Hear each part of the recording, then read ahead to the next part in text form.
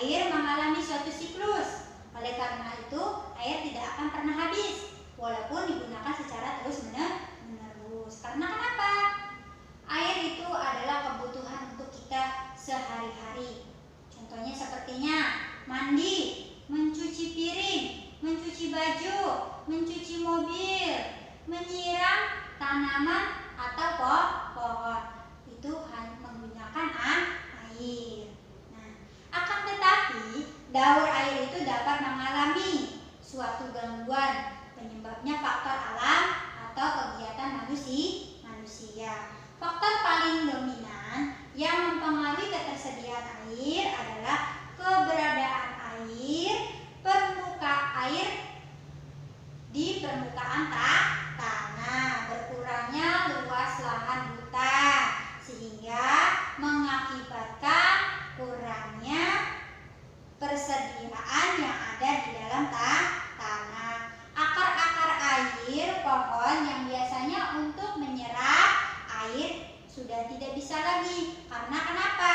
Karena pembangunan jalan yang dibeton bertugas mengakibatkan permukaan tanah tertutup. Ketika hujan, air hujan tidak dapat meresap ke dalam tanah.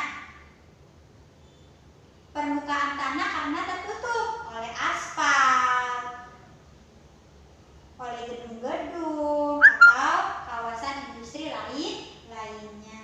Karena faktor-faktor inilah menjadi kering, tanah menjadi kering, sehingga tidak terjadi penguapan air pada sinar matahari yang menyinari bumi.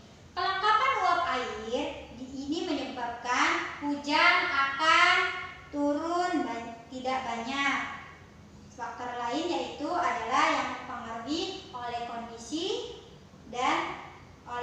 tanah dan iklim. Kondisi tanah yang berbatu akan menyebabkan tanah tidak dapat menyimpan air. Jadi, meskipun hujan turun, tidak akan meresap karena tidak bisa menyimpan air.